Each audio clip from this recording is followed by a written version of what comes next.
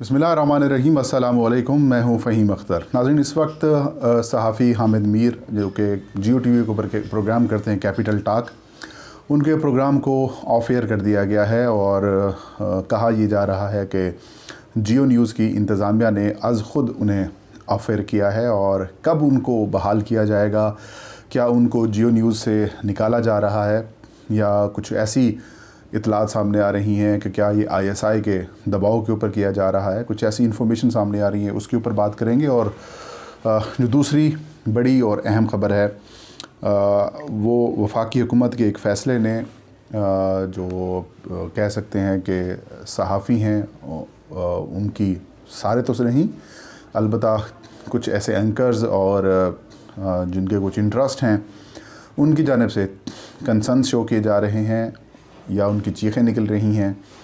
हुकूमत एक नया बिल, एक कानून, एक अथॉरिटी ला रही है जो तमाम चैनल्स को, तमाम अखबारात को, तमाम मीडिया को, चाहे वो डिजिटल मीडिया हो, व्लॉग्स हों, जो भी हों, उनको रेगुलेट करेगी। ये एक अच्छा फ़ैसला है, अहम फ़ैसला है।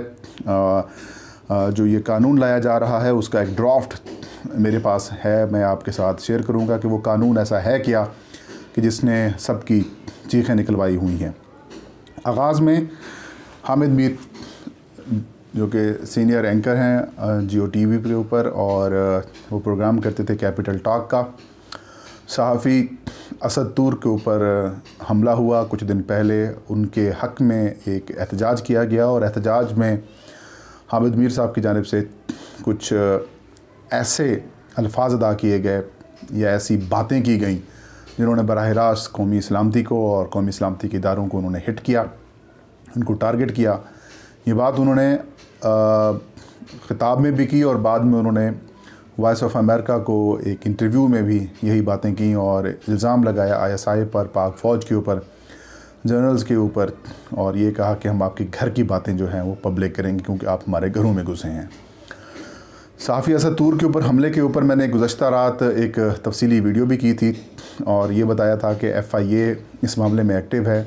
ISI भी अब इन्वेस्टिगेशन का हिस्सा बन चुकी है, वो ख़ुद उसकी तरदीद भी कर चुके हैं और वज़ीर दाखिला शेख रशीद अहमद की जानिब से भी ये कहा गया है कि हमें कुछ लीड्स मिली हैं और हम बहुत जल्द जो मुल्ज़मान हैं उन तक पहुँच जाएंगे। ISI, हुकूमत और जो रियासती इदारे हैं वो इस बात के ऊपर मुत्तफ़िक़ हैं कि जिन लोगों ने भी सहाफ़ी असद तूर के ऊपर हमला किया है उनको ना सिर्फ सामने लाया जाएगा बल्कि हकीकत क्या है, जो कुछ सहाफ़ियों की जानिब से इल्ज़ाम लगाया गया ISI के ऊपर और रियासती इदारों के ऊपर, वो सामने लाई जाएगी। और अगर इसमें ISI मुलविस ना निकली और मामला कुछ और निकला तो मेरे ख़्याल में बहुत बुरा होगा, ना सिर्फ जर्नलिस्ट कम्यूनिटी के साथ बल्कि हामिद मीर साहब हों, आसमा शिराज़ी, मुनीज़ जहांगीर और असद तूर और जो बाकी लोग जो असद तूर के फेवर में इस वक्त बोल रहे हैं उनके लिए भी बड़े बुरा मैसेज भी होगा और यकीनन कार्रवाई भी हो सकती है। मैंने पूछा आज हामिद मीर साहब को क्यों ऑफ़र किया गया। कुछ जियो न्यूज़ के दोस्तों से मैंने बात की तो उनका कहना था कि यही बात है कि प्रेशर था मीडिया मालिकान के ऊपर भी और बिलखुसूस जियो न्यूज़ के मालिकान के ऊपर के जिस तरीके के रिमार्क्स दिए गए हैं ये ना सिर्फ आज़ादी इज़हार राय की इजाज़त देता है बल्कि ये जो आइन में दर्ज है कि जो रियासती इदारे हैं उनके ख़िलाफ़ बात नहीं होगी, ये भी उसकी ख़िलाफ़ वर्जी थी। लेकिन क्योंकि ये जियो टीवी के ऊपर नशर नहीं हुआ था प्रोग्राम या फिर उनकी ये बातें, तो मैं ये नहीं समझता कि जियो न्यूज़ को दबाव डाला गया होगा कि इनको ऑफ एयर करें।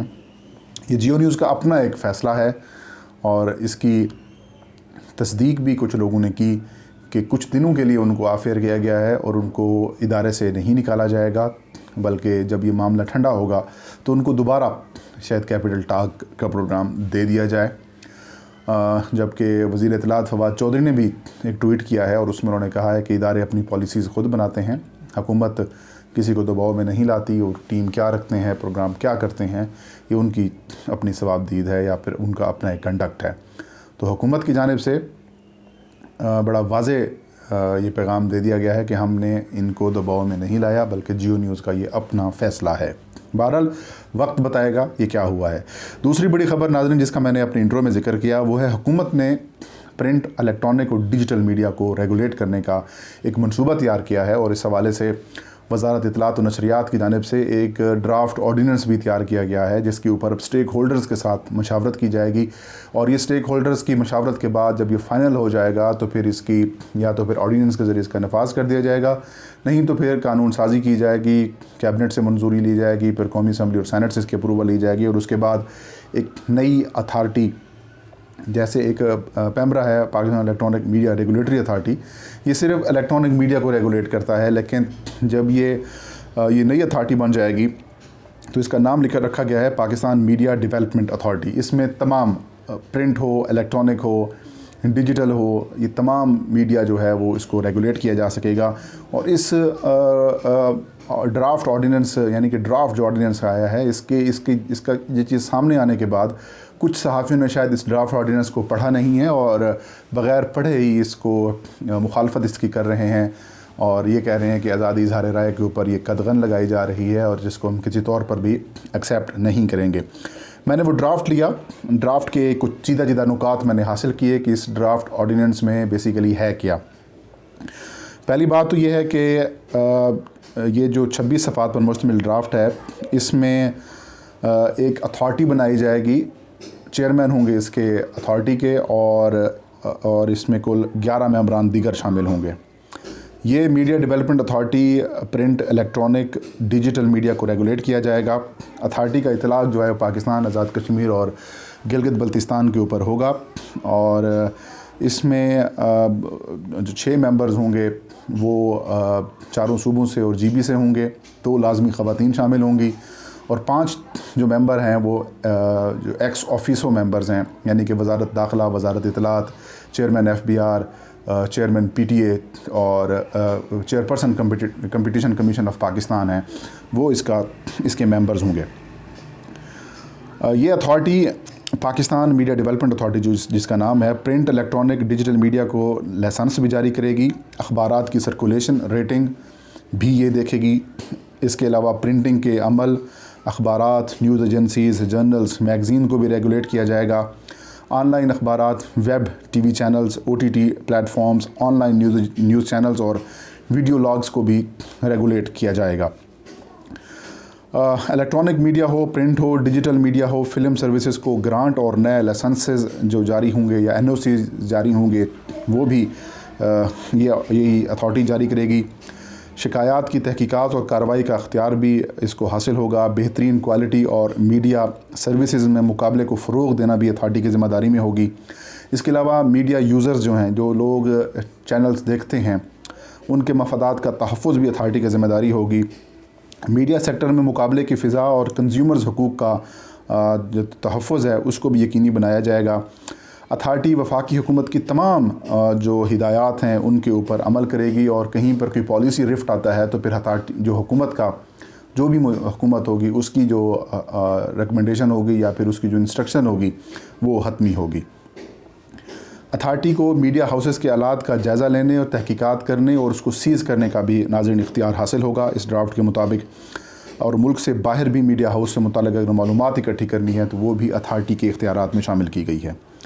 فلم ڈسٹریبیوشن ہو، شوٹنگ ہو اور پروڈکشن کے لیے جو این او سی کا اجرا ہے وہ بھی یہ اتھارٹی دیکھے گی۔ اس کے علاوہ جو اتھارٹی کے ممبران ہیں ان کو وفاقی حکومت گزٹ نوٹیفیکیشن کے ذریعے تعینات کرے گی۔ اتھارٹی میں جس طریقے سے میں نے پہلے کہا کہ 6 نامور شہری ہوں گے اور باقی آزاد کشمیر اور جی بی کی بھی نمائندگی ہوگی۔ اس کے علاوہ جو ممبرز ہیں اگر مسلسل 3 اجلاسوں میں شرکت نہیں کرتے تو ان کے جگہ پہ نیا ممبر لایا جائے گا۔ چیئرمین اور ممبران 65 سال کی اگر عمر کو پہنچیں گے تو وہ ریٹائرڈ ہو جائیں گے۔ اس کے علاوہ اتھارٹی میں الیکٹرانک، پرنٹ، ڈیجیٹل میڈیا اور فلم ڈائریکٹوریٹ بنائے جائیں گے۔ اتھارٹی اپنی سالانہ رپورٹ جو ہے وہ صدر مملکت کو بھجوائے گی۔ اس کے علاوہ اتھارٹی پروگرامز اور اشتہارات کے لیے ضابطہ اخلاق بنائے گی، جبکہ این او سی اور لائسنس کے لیے شرائط و ضوابط بھی اتھارٹی کے ڈرافٹ کا حصہ ہیں۔ اس کی فیس کیا ہوگی وہ خود طے کرے گی۔ اس کے علاوہ ان سے این او سی بھی لیے جائیں گے، اداروں کی طرف سے این او سیز لیے جائیں گے، ساتھ میں جو آرٹیکل 19(19)A کے تحت جیسے ملک کے خلاف دہشت گردی کا فروغ، مذہبی منافرت پھیلانا، اسلام کی، پاکستان کی جو اساس پاکستان ہے یا پھر نظریہ پاکستان ہے اس کے خلاف پروگرامز نہیں ہو سکیں گے. پاک فوج کے خلاف، عدلیہ کے خلاف یا پھر ہیڈ آف دا اسٹیٹ کے خلاف بھی کوئی ایسے پروگرام نہیں کیے جائیں گے. اس کے علاوہ وفاقی حکومت کسی ایسے غیر ملکی شہری کو حکومت یا پھر تنظیم کے سپانسر یافتہ شخص کو یا پھر زیادہ شیئر ہولڈرز جس کے غیر ملکی شیئر ہولڈرز ہوں اس کمپنیوں کو لائسنس نہیں جاری کرے گی. شکایات کونسل بھی بنائی جائے گی. شکایات کونسل میڈیا ہاؤسز سے متعلق ہر شکایات سنے گی. اگر کسی چینل میں میڈیا ورکرز کو تنخواہ نہیں مل رہی تو اس کی بھی شکایات سنی جائے گی. شکایات کونسل میں چیئرپرسن اور 5 ممبران پر مشتمل ہوگی اور یہ 4 صوبوں میں اسلام آباد میں، GB اور آزاد کشمیر میں بھی اس کو بنایا جائے گا. شکایات کونسل تمام لائسنس والے میڈیا اداروں کو طلب کر سکے گی، جبکہ اس کے پاس سول کوڈ کے اختیارات اور جرمانہ لگانے کی سفارش کرنے کا بھی اختیار حاصل ہوگا.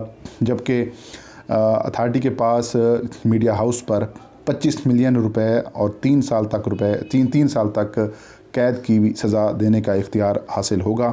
جبکہ چیئرمین یا اتھارٹی کے پاس میڈیا ہاؤس کا لائسنس منسوخ کرنے یا ختم کرنے کا بھی اختیار ہوگا. صدر مملکت کی منظوری کے بعد میڈیا ٹریبیونلز بھی بنائے جائیں گے اس آرڈیننس کے تحت، اور آرڈیننس کی خلاف ورزی کے اوپر 3 سال قید، 25 ملین جرمانہ یا دونوں ایک ساتھ بھی ہو سکتے ہیں. اور مسلسل اگر کوئی چینل خلاف ورزی کرتا ہے تو اس کے لائسنس ہولڈر کو 5 سال قید بھی ہو سکتی ہے اور 50 ملین روپے جرمانہ بھی عائد کیا جا سکے گا. تمام وفاقی اور صوبائی سرکاری ادارے اتھارٹی کی معاونت کے پابند ہوں گے، اور اس حوالے سے ایک اچھا اقدام ہے. ایک ریگولیٹری باڈی ہونی چاہیے جو کہ جس طریقے سے آپ دیکھتے ہیں کہ روزانہ کی بنیاد پر روز ایک نیا صحافی، ایک نیا ادارہ بن کے آ جاتا ہے، اور